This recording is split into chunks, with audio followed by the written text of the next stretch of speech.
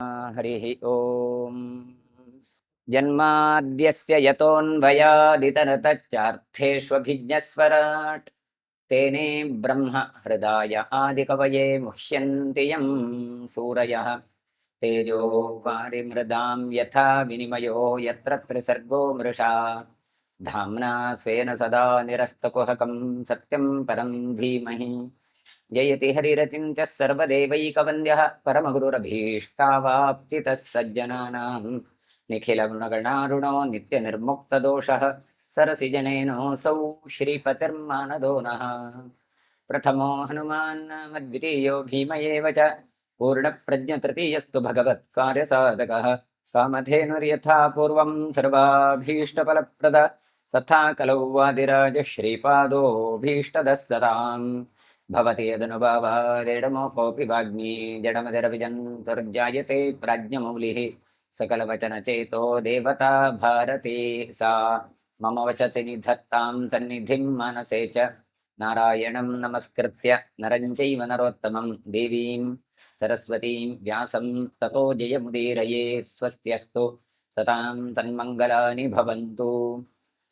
ಹರಿವಂಶದಲ್ಲಿ ಕೃಷ್ಣ ತಾನು ಗೋವರ್ಧನಗಿರಿಗೆ ಪೂಜೆ ಮಾಡಬೇಕು, ನೀವೆಲ್ಲ ಪೂಜೆ ಮಾಡುವ ಹಾಗೆ ಇಂದ್ರನಿಗೆ ಅಲ್ಲ ಅಂತ ಹೇಳ್ತಾ ಇದ್ದಾನೆ. ಆತ ಶರತ್ಕಾಲದಲ್ಲಿ ಈ ಬೆಟ್ಟದಿಂದ ನಮಗೇನೆಲ್ಲ ಉಪಯೋಗ ಆಗ್ತಾ ಉಂಟು, ಯಾಕೆ ನಾವು ಗೋವರ್ಧನಕ್ಕೆ ಬೆಟ್ಟಕ್ಕೆ ಪೂಜೆ ಮಾಡಬೇಕು ಎನ್ನುವಂಥ ವಿಚಾರವನ್ನು ತಾನು ಪ್ರತಿಪಾದಿಸ್ತಾ ಇದ್ದಾನೆ. ಪ್ರಾಪ್ತ ಕಿಲೇಯಂ ಹಿ ಗವಾಂ ಸ್ವಾದುತೋಯ ತೃಣಾಗುಣೀ ಶರತ್ ಪ್ರಮುದಿತಾರಮ್ಯ ಗತ ಮೇಘ ಜಲಾಶಯ. ಅಂದ್ರೆ ಈ ಬೆಟ್ಟಗಳು ಮೋಡಗಳನ್ನು ತಡೆದು ಒಳ್ಳೆಯ ಶರತ್ಕಾಲದಲ್ಲಿ ತಾವು ಮಳೆಯನ್ನೆಲ್ಲ ಸುರಿಸಿದೆ. ಈ ಮಳೆಯಿಂದಾಗಿ ಹುಲ್ಲು ಸೊಗಸಾಗಿ ತಾನು ಚಿಗುರಿಕೊಂಡಿದೆ. ಇದು ಹೇಗೆ ಉಂಟು ಕೇಳಿದ್ರೆ ಸ್ವಾದು ಭರಿತವಾದಂತ ನೀರು.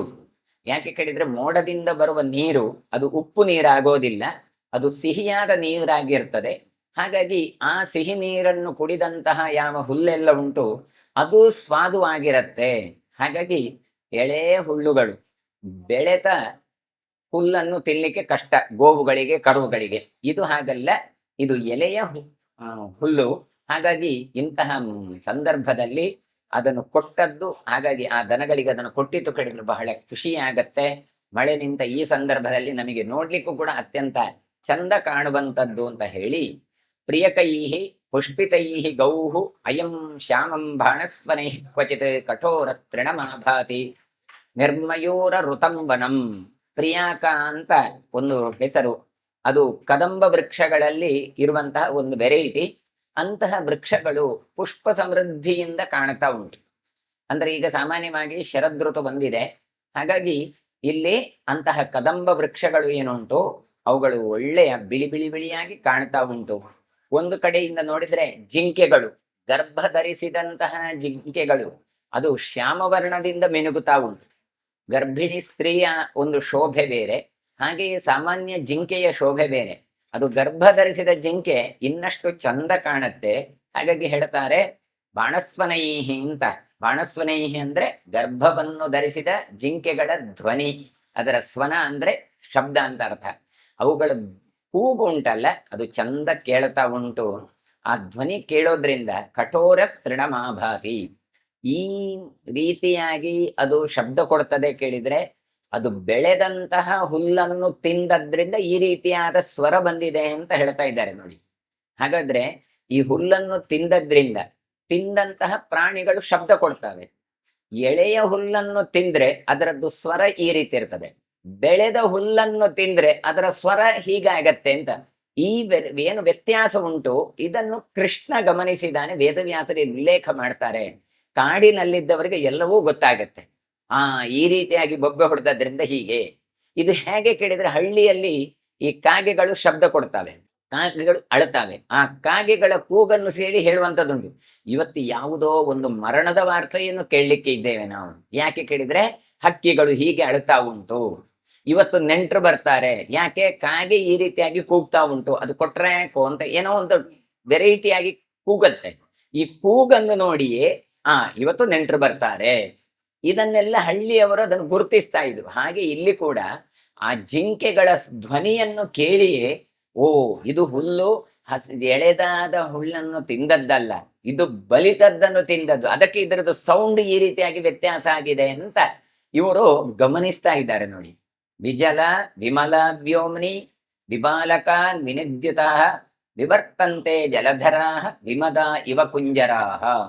ಇನ್ನು ಆಕಾಶದಲ್ಲಿ ಮೋಡಗಳು ಬಂದಿದ್ದಾವೆ. ಆ ಮೋಡಗಳು ಹೇಗೆ ಕೇಳಿದ್ರೆ ಮಿಂಚುತ್ತವೆ, ಮಿಂಚಿದ ನಂತರ ಅದು ಸ್ವಚ್ಛವಾಗಿ ಕಾಣುತ್ತೆ. ಅಂದ್ರೇನು, ಮಳೆ ಸುರಿಸ್ತವೆ, ಮಳೆ ಸುರಿಸಿದ ನಂತರ ಮೋಡದ್ದು ಅದು ಬೆಳ್ಳಗಾಗುತ್ತೆ. ಅಷ್ಟರವರೆಗೆ ಅದು ಕಪ್ಪಗಾಗಿತ್ತು. ಆ ನೀರನ್ನು ಸುರಿಸಿದ ನಂತರ ಮೋಡಗಳು ಸ್ವಚ್ಛವಾಗಿ ಕಾಣುತ್ತೆ. ಶರದ್ ಋತುವಿನಲ್ಲಿ ಹಾಗೆ ಸಾಮಾನ್ಯ ಮಳೆಗಾಲ ಬಿಡ್ತಾ ಬಿಡ್ತಾ ಬರುವಂತಹ ಸಂದರ್ಭ. ಹಾಗಾಗಿ ಏನಾಗತ್ತೆ ಕೇಳಿದ್ರೆ ಆಕಾಶ ಎನ್ನುವಂಥದ್ದು ಮೋಡರಹಿತವಾಗಿ ಸ್ವಚ್ಛವಾಗಿ ಕಾಣುತ್ತೆ. ಹಾಗಾಗಿ ಅದು ಹೇಗೆ ಮೋಡಗಳು ಕಾಣುತ್ತದೆ, ಮದ ಇಲ್ಲದ ಶಾಂತವಾಗಿ ಹೋಗುವ ಆನೆಗಳ ಹಾಗೆ ಕಾಣ್ತಾ ಉಂಟು ಮೋಡಗಳು. ಹಾಗಾದ್ರೆ ಮದಭರಿತವಾದದ್ದೆಗೆ ಅದು ಸ್ಲೋ ಹೋಗ್ತದೆ, ಅದು ಸ್ವಲ್ಪ ಗತ್ತಿನಲ್ಲಿ ಹೋಗ್ತಾ ಇರ್ತದೆ, ಆನೆಯೇ. ಆದ್ರೆ ನೀರನ್ನು ತುಂಬಿಸಿದ ಮೋಡ ಅದರದ್ದು ವೇಗ ಕಡಿಮೆ ಇರ್ತದೆ. ಯಾಕೆ, ಭಾರ ಇರುತ್ತೆ. ನೀರನ್ನು ಸುರಿಸಿದ ನಂತರ ಮೋಡ ಅದು ವೇಗವಾಗಿ ಹೋಗುತ್ತೆ. ಇದೆಲ್ಲ ಏನು ಕೇಳಿದ್ರೆ ನಾವು ಇದನ್ನೊಂದು ಅಲಂಕಾರಿಕವಾಗಿ ಮಾತ್ರ ನೋಡ್ತೇವೆ, ಆದರೆ ಇದರ ಹಿಂದೆ ಬಹಳಷ್ಟು ಸೈನ್ಸ್ ಇದೆ. ಈ ಕಾಳಿದಾಸ ತಾನು ಮೇಘದೂತ ಅಂತ ಒಂದು ಕಾವ್ಯವನ್ನು ಬರೀತಾನೆ. ಕಾವ್ಯವನ್ನು ಬರೆದು ಒಂದು ಮೋಡದ ಹತ್ರ ಕರೆದು ತನ್ನ ಪ್ರಿಯಕರ, ತಾನು ತನ್ನ ಪ್ರಿಯ ಇಂತಲ್ಲಿದ್ದಾಳೆ, ರಾಮಗಿರಿ ಆಶ್ರಮದಲ್ಲಿದ್ದಾಳೆ, ಅವಳಿಗೆ ನೀನು ನನ್ನ ಸಂದೇಶವನ್ನು ಕೊಡಬೇಕು ಅಂತ ತಾನೊಂದು ಪತ್ರವನ್ನು ಬರೆದಾಗಿ ಹೇಳ್ತಾನೆ. ಅದು ಖಂಡ ಕಾವ್ಯ. ಆಕೆ ಹೇಳಿದ ಶ್ಲೋಕಗಳನ್ನು ಹಾಗೆ ಹೋಗಿ ಮೋಡ ಒಪ್ಪಿಸ್ತಾನೆ ಅಂತ ಇದೆ. ಹಾಗಾದ್ರೆ ಇಲ್ಲಿ ಹೇಗೆ ಕೇಳಿದ್ರೆ ಅಲ್ಲಿ ಹೇಳ್ತಾರೆ ಧೂಮಜ್ಯೋತಿ ಸಲಿಲ ಮರುತಾಂ ಸನ್ನಿಪಾತಕ್ವ ಮೇಘ ಅಂತ. ಆಕ್ಚುಲಿ ಅದಕ್ಕೆ ಅವಯವಗಳೇ ಇಲ್ಲ, ಜೀವವೇ ಇಲ್ಲ. ಜೀವ ಇಲ್ಲದ ಮೋಡದಲ್ಲಿ ಜೀವವು ಇದೆ ಅಂತ ತಿಳ್ಕೊಂಡು, ನನ್ನ ಗೆಳೆಯ ಅಂತ ತಿಳ್ಕೊಂಡು, ನೀನು ದೂತ ಅಂತ ಹೇಳಿ ಅಲ್ಲಿ ಹೋಗಿ ನೀನು ಹೇಳಬೇಕು ಅಂತ. ಹೀಗೆ ಹೇಳಬೇಕಾದ್ರೆ ದಾರಿ ಹೇಳ್ತಾರೆ, ರೂಟು. ಈ ಮೋಡ ಇಲ್ಲಿಂದ ಇಲ್ಲಿ ಹೋಗ್ಬೇಕು, ಅಲ್ಲಿಂದ ಉಜ್ಜಯಿನಿಗೆ ಹೋಗುತ್ತೆ, ಅಲ್ಲಿ ಮಹಾಕಾಳೇಶ್ವರ ದರ್ಶನ ಮಾಡು, ಅಲ್ಲಿಂದ ಹೀಗೆ ಹೋಗು ಹಾಗೆ ಹೋಗು ಅಂತ. ಇವತ್ತು ವೈಜ್ಞಾನಿಕವಾಗಿ ನೋಡಿದಾಗ ಈ ಮೋಡಗಳು ಆ ರೀತಿಯಾಗಿ ಚಲನೆ ಮಾಡ್ತವೆ. ನೇರವಾಗಿ ಇಲ್ಲಿಂದ ಅಲ್ಲಿಗೆ ಹೋಗೋದಿಲ್ಲ, ನೇರವಾಗಿ ಮಧ್ಯದಲ್ಲಿ ಈ ರೀತಿಯಾಗಿಯೇ ತೆರಳುತ್ತವೆ. ಅಂದ್ರೆ ಮೋಡ ಸಂಚರಿಸುವ ಜಾಗ ಅದನ್ನೂ ಕೂಡ ಗಮನಿಸಿಕೊಂಡೇ ಬರೆದಿದ್ದಾರೆ ಕಾವ್ಯಗಳನ್ನು. ಇಲ್ಲಿ ಕೂಡ ಹಾಗೆ ಹರಿವಂಶದಲ್ಲಿ ಹೇಳಬೇಕಾದ್ರೆ ಆ ಮೋಡಗಳು ಅದು ನೀರು ಸುರಿಸಿದ ಬಳಿಕ ಬಹಳ ಹಗುರಾಗಿರುತ್ತೆ. ಹಾಗಾಗಿ ಗಾಳಿ ಬೀಸಿದಾಗ ಮೋಡಗಳು ವೇಗವಾಗಿ ತಳಿಸ್ತವೆ. ಹಾಗಾಗಿ ಹಿಂದೆ ಹೇಳುವಾಗ ಅದು ಮೋಡವನ್ನು, ಮಳೆಯನ್ನು ಸುರಿಸುವ ಮೋಡಗಳು ಅದು ತುಂಬಾ ಕಪ್ಪಾಗಿತ್ತು ಅಂತ ಹೇಳಿದರು. ಈಗ ಬೆಳ್ಳಗಾಗಿದೆ ಅಂತ ಹೇಳ್ತಾರೆ. ಹಾಗೆ ವಿವರ್ತಂತೆ ಜಲಧರ ವಿಮದ ಇವ ಕುಂಜರಾಹ. ಕುಂಜರ ಅಂದ್ರೆ ಆನೆ, ಮದರಹಿತವಾದ ಆನೆ ಅದು ಹೇಗೆ ಹೋಗತ್ತೋ ಆ ರೀತಿಯಾಗಿ ಮೋಡಗಳು ಹೋಗ್ತಾ ಉಂಟು. ಅಂದ್ರೆ ಮಳೆ ಎಲ್ಲ ಕಡಿಮೆ ಆಗಿದೆ ಅಂತ ಅರ್ಥ. ಪಟುಣ ಮೇಘನಾದೇನ ನವತೋಯಾನುಕರ್ಷಿಣ ವರುಣೋತ್ತರ ಇವಾ ಭಾಂತಿ ಪ್ರಸಾದಯ್ಯಾಂತಿ ಪಾದಪಾಹ.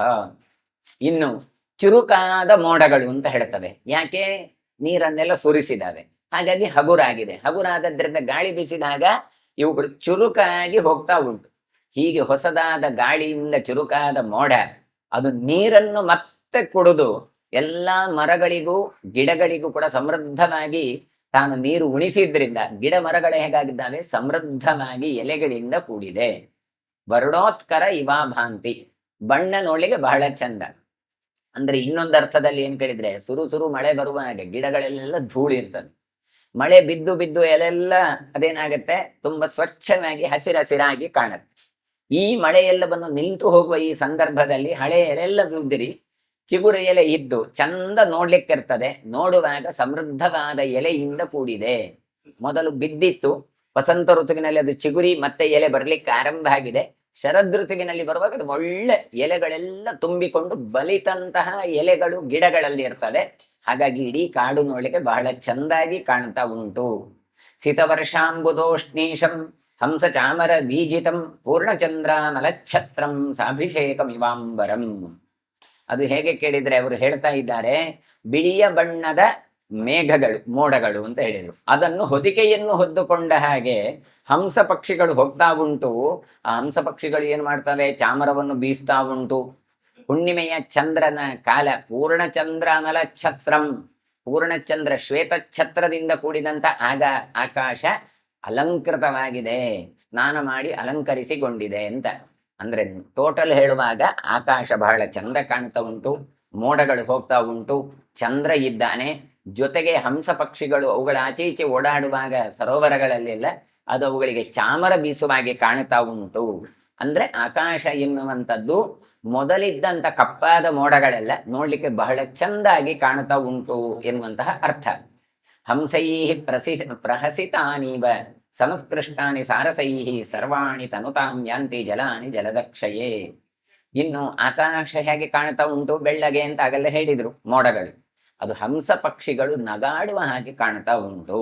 ಯಾಕೆ ನಗುವಿಗೆ ಹಂಸ ಪಕ್ಷಿಯನ್ನು ಹೇಳುತ್ತಾರೆ ಕೇಳಿದ್ರೆ, ನಗುವಾಗ ಹಲ್ಲು ಕಾಣುತ್ತೆ, ಅದರಲ್ಲಿ ಮಂದಸ್ಮಿತ, ಅಟ್ಟಹಾಸ, ಸ್ಮಿತ ಹೀಗೆ ಸುಮಾರು ಉಂಟು.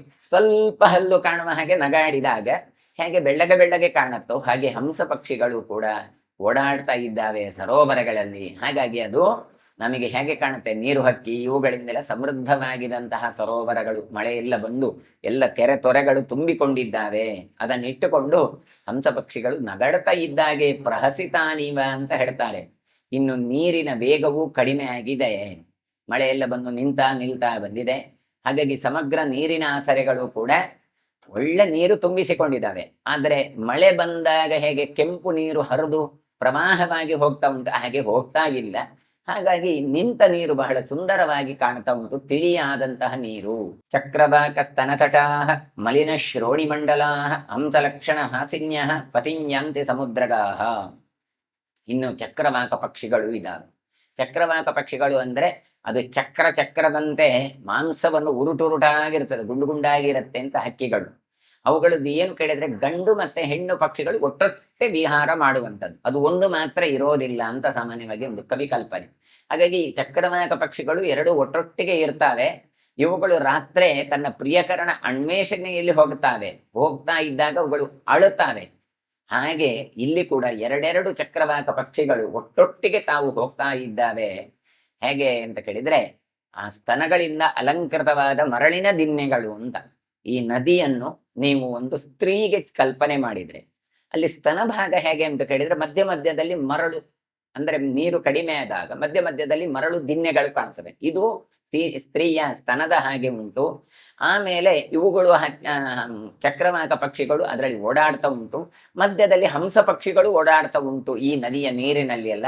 ಅದು ನೋಡಿದ್ರೆ ಮಂದಹಾಸ ಬೀರುವ ಹಾಗೆ ಉಂಟು. ಹಾಗಾಗಿ ಹೇಳ್ತಾರೆ ಹಂಸ ಲಕ್ಷಣ ಹಾಸಿನ್ಯ, ನಗುವ ಹಾಗೆ ಕಾಣ್ತಾ ಉಂಟು.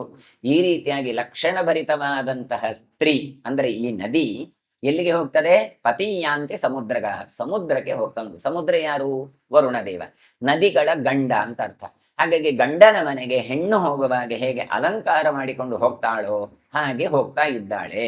ಮರಳ ದಿನ್ನೆಗಳು ಎತ್ತರವಾಗಿರ್ತದೆ, ಇದೆಲ್ಲ ಬೆಳೆದು ಸೊಂಟ ಭಾಗ ಅಂತ ಹೀಗೆ ಆ ಒಂದು ಕವಿ ಕಲ್ಪನೆ ಮಾಡಿಕೊಂಡು ಹೇಳ್ತಾ ಇದ್ದಾರೆ. ನದಿಯ ನೀರು ಸ್ವಚ್ಛವಾಗಿ ಅದು ಸಮುದ್ರಕ್ಕೆ ಹೋಗ್ತಾ ಉಂಟು. ಹೋಗ್ತಾ ಇರೋದು ಹೇಗೆ ಹೇಳಿದ್ರೆ ಗಂಡನ ಮನೆಗೆ ಹೆಂಡತಿ ಹೋದಾಗೆ. ಕುಮುದೋತ್ಫುಲ್ಲ ಮುದಕಂ ತಾರಾಭಿಶ್ಚಿತ್ರಮಂಬರಂ ಸಮಭ್ಯುತ್ ಪಕ್ಷಯಂತೀವ ಶರ್ವರೀಶ್ವಿತರೇತರಂ.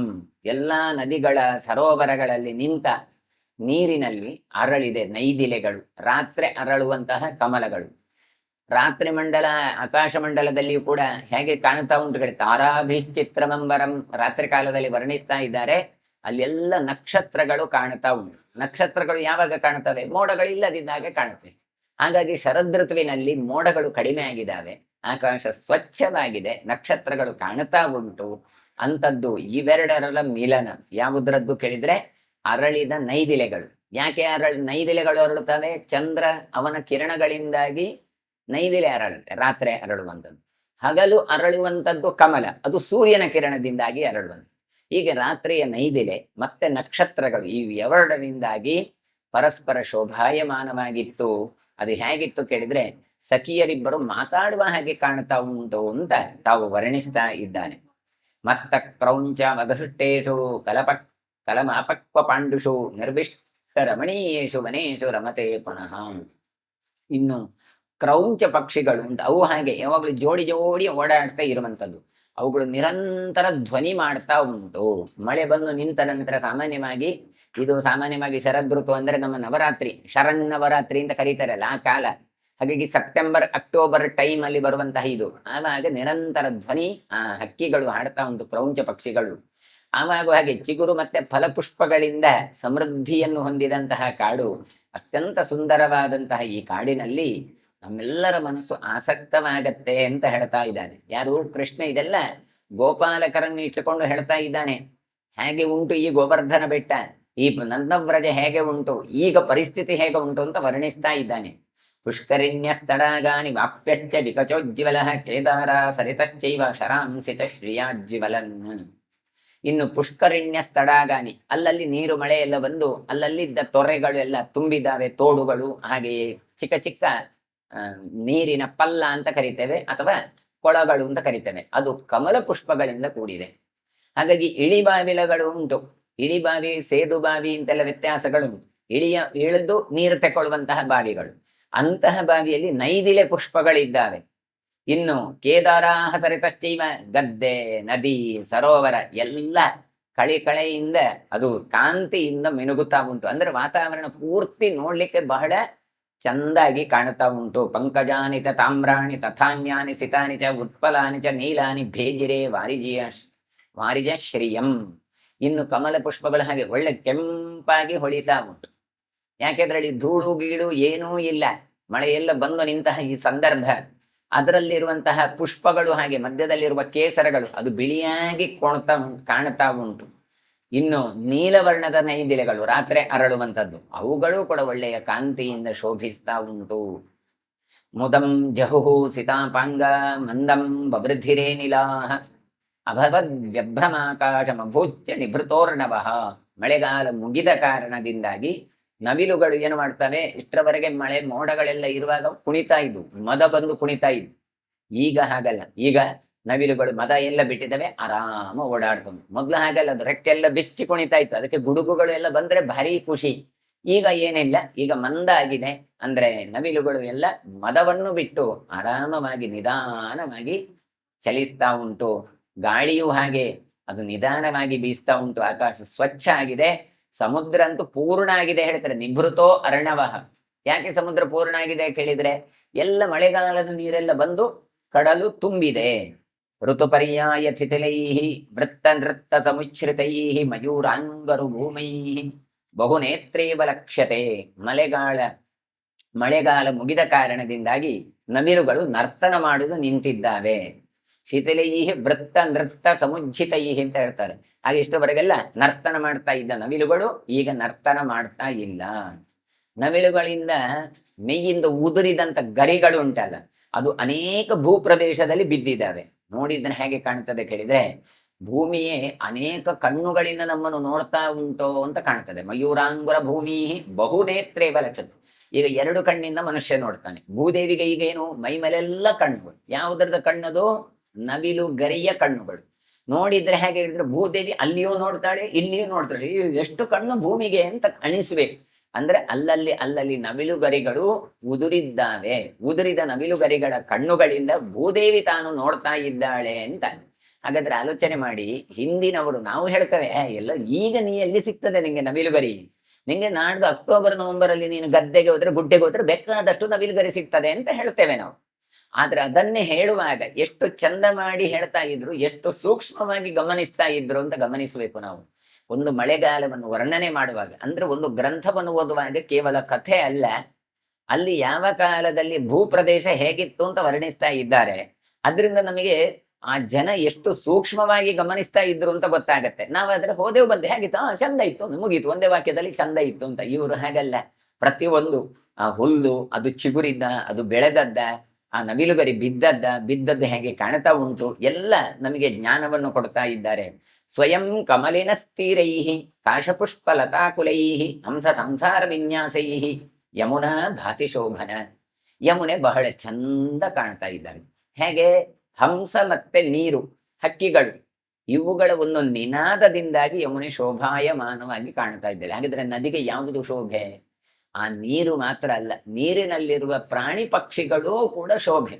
ಹಾಗಾಗಿ ಅದರಲ್ಲಿ ಬೇಕಾದಷ್ಟು ಮೀನುಗಳು ಉಂಟು, ಬೇಕಾದಷ್ಟು ಅದರಲ್ಲಿ ಹಕ್ಕಿಗಳು ಉಂಟು, ಅಥವಾ ಅಲ್ಲಿ ಹಂಸಗಳು ಓಡಾಡ್ತವೆ, ಹೂಗಳು ಇತ್ತು ಕೇಳಿದ್ರೆ ಬಹಳ ಚಂದ. ಹಾಗಾಗಿ ಹೇಳ್ತಾರೆ, ನದಿಯ ತೀರದಲ್ಲಿ ಅಷ್ಟೇ ಕಮಲ ಪುಷ್ಪಗಳೆಲ್ಲ ಸಮೃದ್ಧವಾಗಿತ್ತು.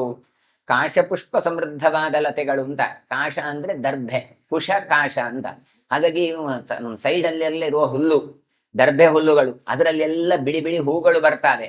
ಅವುಗಳು ಮತ್ತೆ ಇವುಗಳಿಂದ ನೋಡ್ಲಿಕ್ಕೆ ಬಹಳ ಚಂದ ಕಾಣ್ತಾ ಇದೆ.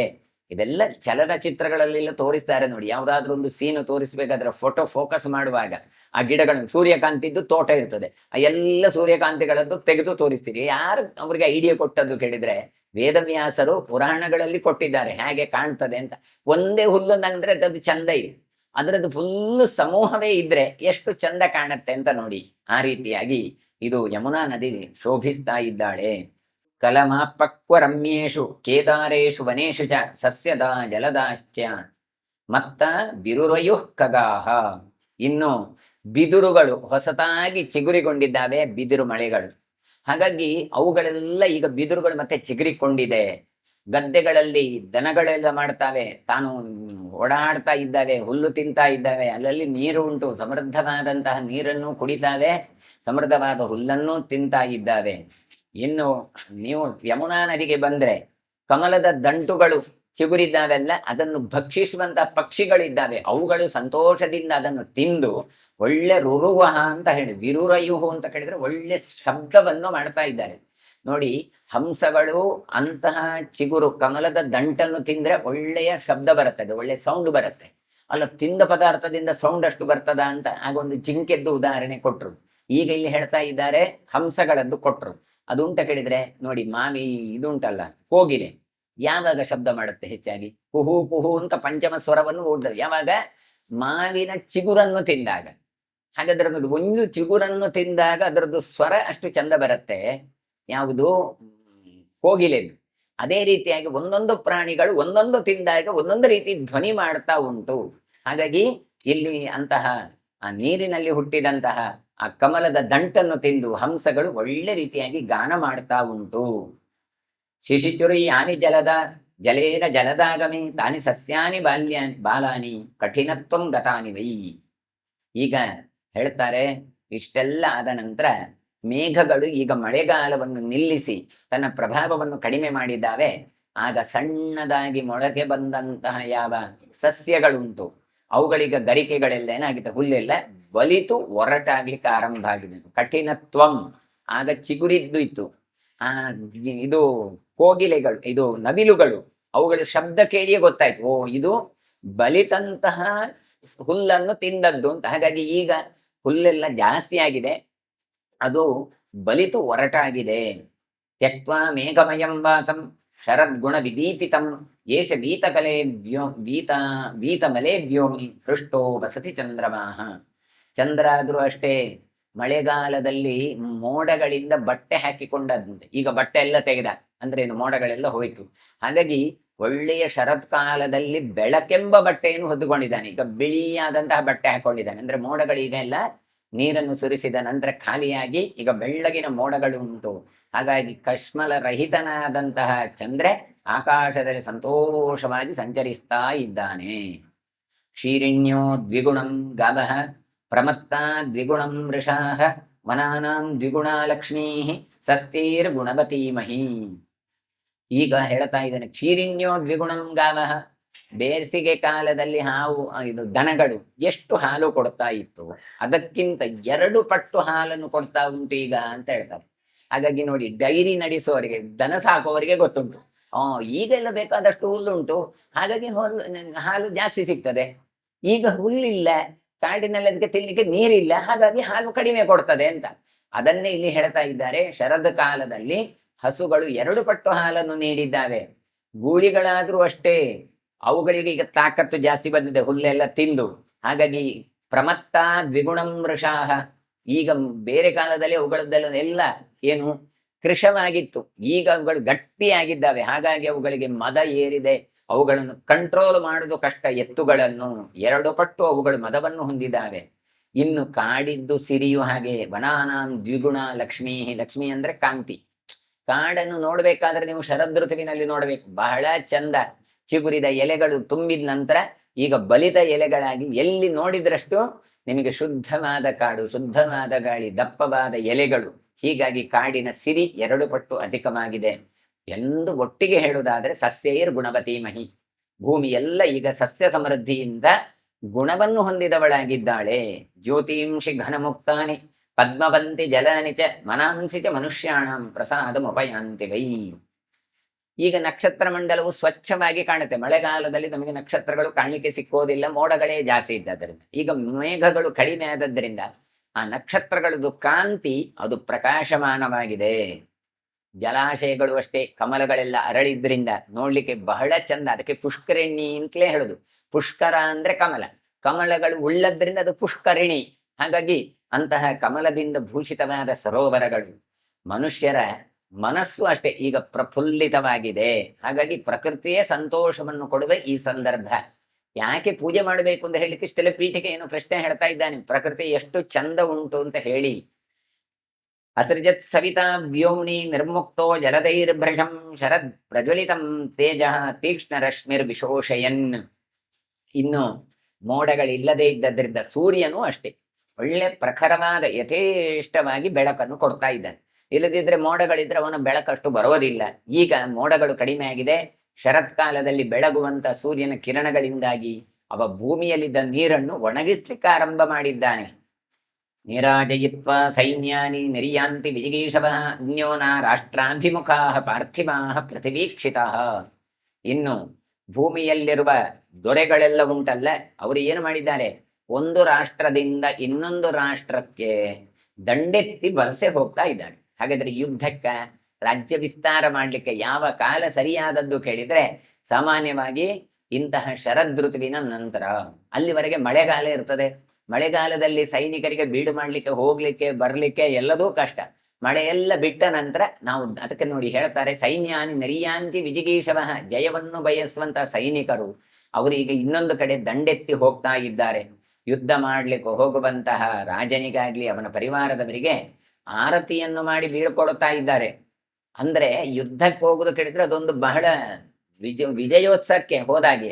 ನಾವೆಲ್ಲ ಸಾಯ್ಲಿಕ್ಕೆ ಹೋಗುದಾ ಕೇಳಿದ್ರೆ ಅಲ್ಲ, ನಾವು ಖಂಡಿತ ಗೆದ್ದು ಬರ್ತೇವೆ. ಅದಕ್ಕೋಸ್ಕರ ಏನು ಮಾಡ್ತಾರೆ, ಆರತಿ ಬೆಳಿಗ್ಗೆ ಹಾರೈಸಿ ಅವರನ್ನು ಕಳಿಸ್ತಾ ಇದ್ದಾರೆ ಆ ರಾಜರ ಹೆಂಡಂದಿರು. ಬಂದು ಜೀವಾತಿ ತಾಮ್ರಾಸು ಬದ್ಧ ಪಂಕವತೀಶು ಚ ಮನಸ್ತಿಷ್ಠಂತಿ ಕಾಂತಾಸು ಚಿತ್ರಾಸು ವನರಾಜಿಷು. ಇನ್ನು ತಾವರೆಯ ಕೊಳಗಳು ಅಷ್ಟೇ ರಕ್ತ ಪುಷ್ಪದಿಂದಾಗಿ, ಅಂದ್ರೆ ಕಮಲದಿಂದ ಇತ್ಯಾದಿ ಲೋಹಿತ ಬಣ್ಣಕ್ಕೆ ತಿರುಗಿದಂತೆ. ನೋಡುವಾಗ ನೀರಿನ ಬಣ್ಣ ನಿಮಗೆ ಕೆಂಪು ಕೆಂಪು ಕಾಣುತ್ತದೆ. ಯಾವುದರಿಂದಾಗಿ? ಅದು ತಾವರೆಯಿಂದಾಗಿ. ಹಾಗಾಗಿ ಅಲಂಕೃತವಾದ ಪರಿಸರದಿಂದಾಗಿ ಚಿತ್ರ ವಿಚಿತ್ರವಾದ ವನಸಿರಿಯನ್ನು ಕಂಡಾಗ ಮನಸ್ಸು ಅಲ್ಲಿಯೇ ನಿಲ್ತದೆ. ಅದು ಎಷ್ಟು ಚಂದ ಮರೆ, ಬನ್ನಿ ಬನ್ನಿ ಅಂತ ಕರೆದ್ರು ಹೋಗ್ಲಿಕ್ಕೆ ಮನಸ್ಸಿಲ್ಲ. ಯಾಕೆ? ಸರೋವರದಲ್ಲಿರುವ ಅರಳಿದಂತಹ ಕಮಲಗಳು, ಅವುಗಳ ಕಾಂತಿ ರಿಫ್ಲೆಕ್ಟ್ ಆಗಿ ನೀರಲ್ಲಿ ಕಂಡಾಗ ನೀರು ಕೆಂಪಾಗಿ ಕಂಡಾಗೆ ಕಾಣಿಸ್ತಾ ಉಂಟು. ಹಾಗಾಗಿ ಮನಸ್ತಿಷ್ಠಂತೆ ಕಾಂತಾಸು, ಮನಸ್ಸು ಅಲ್ಲೇ ನಿಂತಿದೆ.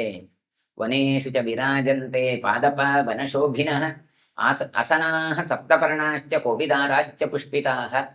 ಆ ಕಾಲದಲ್ಲಿ ಯಾವ ಯಾವ ಮರಗಳಿತ್ತು, ಆ ಮರಗಳು ಯಾವಾಗ ಹೂ ಬಿಡ್ತಾವೆ, ಅದರದ್ದು ಉಪಯೋಗ ಏನು, ಅದೆಲ್ಲವನ್ನು ಕೂಡ ತಿಳಿಸಿಕೊಡುವ ಉದ್ದೇಶ ಆಗಿತ್ತು. ಹಾಗಾಗಿ ಹೇಳ್ತಾರೆ, ಕಾಡಿನಲ್ಲಿ ಈ ಶರದೃತುವಿನಲ್ಲಿ ಆ ಶೋಭಾಯಮಾನ ಆದಂತ ವೃಕ್ಷಗಳ ಸಮುದಾಯ ಇತ್ತು ಅಂತ ಹೇಳ್ತಾರೆ. ಯಾವುದೆಲ್ಲ ವೃಕ್ಷಗಳು? ಅಸನ ಅಂತ ಹೇಳ್ತಾರೆ, ಅಸನಾದಿಕ್ವಾಥ ಅಂತ ಹೇಳ್ತಾರೆ. ಈ ಶುಗರ್ ಇದ್ದವರೆಲ್ಲ ಅದನ್ನೆಲ್ಲ ತೆಕ್ಕೊಳ್ತಾರೆ ಕೆಲವು ಸಲ. ಹಾಗಾಗಿ ಅಸನಾರಿಷ್ಟ ಇತ್ಯಾದಿಗಳು. ಅಸನ ಅಂದ್ರೆ ಒಂದು ರೀತಿ ಪ್ರಿಯಾಂಗು ಅಥವಾ ಪ್ರಿಯಶಾಲ ಅಂತ ಕರೆಯುವಂತಹ ಮರಗಳು. ಅವುಗಳು ಅಷ್ಟೇ ಒಳ್ಳೆಯ ಮರಗಳು ಆಗ ಕಾಣ್ತಾ ಇತ್ತು. ಚಿಗುರಿ ಎಲ್ಲ ಬೆಳೆತ ಮರಗಳು. ಸಪ್ತಪರ್ಣಿ ಅಂತ ಇನ್ನೊಂದು ವೃಕ್ಷಗಳನ್ನು ಹೇಳ್ತಾರೆ. ಸಪ್ತಪರ್ಣಾಶ್ಚ, ಅದರದ್ದು ಎಲೆ ಅದು 7 ಅದರಲ್ಲಿ ದಳ ಇರ್ತದೆ ಆ ಎಲೆಯಲ್ಲಿ. ಅದಕ್ಕೆ ಸಪ್ತಪರ್ಣ ಅಥವಾ ಹಾಳೆ ಕೆತ್ತೆ ಅಂತ ನಾವು ಕರಿತೇವೆ. ಅಂತಹ ಹೆಸರಿನವುಗಳು.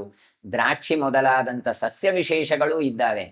ಕೋವಿದಾರ ಅಂತ ಹೆಸರಿನ ರಕ್ತಕಾಂಚನ ವೃಕ್ಷಗಳು, ಅವುಗಳೆಲ್ಲವೂ ಕೂಡ ಪುಷ್ಪದಿಂದ ಸಮೃದ್ಧವಾಗಿದ್ದಾವೆ.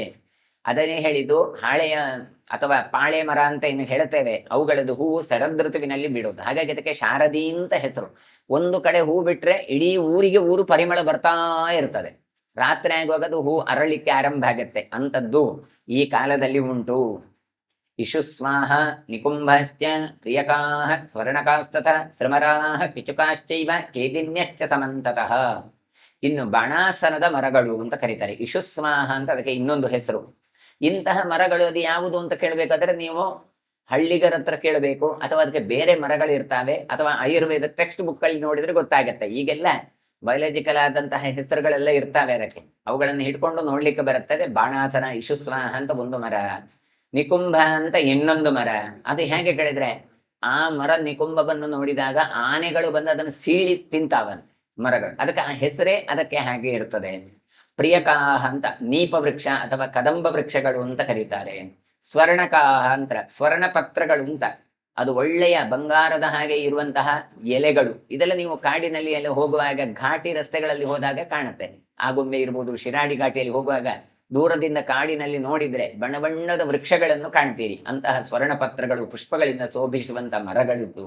ಸೃಮರ ಅಂತ ಇನ್ನೊಂದು, ಅದು ಕೃಷ್ಣಸಾರ ಮೃಗಗಳು ಅಂತ ಹೇಳ್ತಾರೆ. ಅವುಗಳು ಓಡಾಡ್ತಾ ಇರ್ತಾವೆ. ಪಿಚುಕಾಹ ಅಂತ ಬಟ್ಟೆ ಮಾಡುವಂತ ಹತ್ತಿಯ ಮರಗಳು.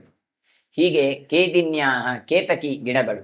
ಹೀಗೆ ಇವುಗಳಿಂದೆಲ್ಲ ಆ ಕಾಡು ಬಹಳ ಶೋಭಾಯಮಾನವಾಗಿ ಕಾಣ್ತಾ ಉಂಟು. ಬ್ರಜೇಶು ಚ ವಿಶೇಷೇನ ಗರ್ಗರೀ ಪುಷ್ಪಹಾಸಿಸು ಶರತ್ ಪ್ರಕಾಶ ಯೋಷೇವ ಗೋಷ್ಪಟತೆ ರೂಪಿಣಿ. ಬೃಂದಾವನದಲ್ಲಿ ವಿಶೇಷವಾಗಿ ಇಂತಹ ವಾತಾವರಣ ಉಂಟು. ಗೋವರ್ಧನ ಬೆಟ್ಟದ ತಪ್ಪಲು ಪ್ರದೇಶಗಳಲ್ಲಿ ಎಲ್ಲ ಅಲ್ಲಲ್ಲಿ ಗೋಪಾಲಕರ ಮನೆಯಲ್ಲಿ ದಧಿಮಥನ ಶಬ್ದವೂ ಕೇಳ್ತಾ ಉಂಟು ಅಂತ ಹೇಳ್ತಾರೆ. ಅಂದ್ರೇನು, ಈಗ ಹಾಲು ಜಾಸ್ತಿ ಅಂತ ಹೇಳಿದ್ರು.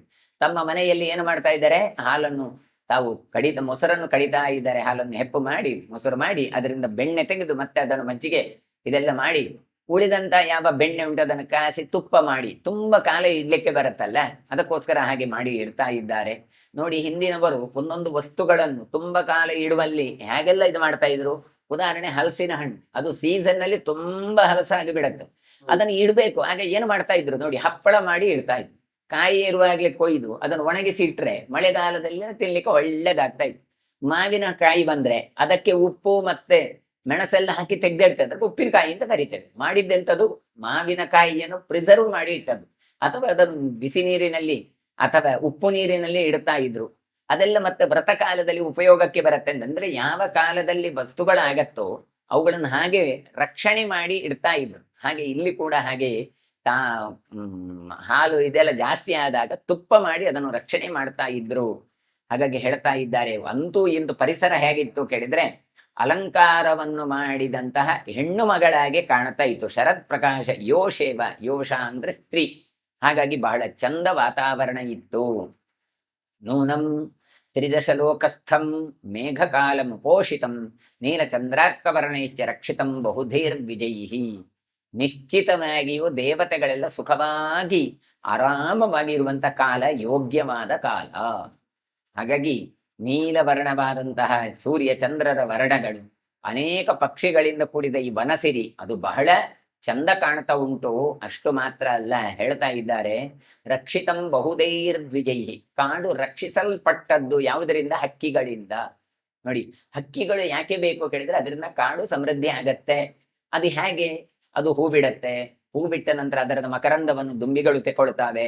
ಅಲ್ಲಿ ಹೋದ ನಂತರ ಅವುಗಳ ಕಾಲಿಗೆ ಇಲ್ಲಿನ ಮಕರಂದಗಳು ಅಥವಾ ಅವುಗಳಿದ್ದದ್ದು ಹಿಡಿತಾವೆ.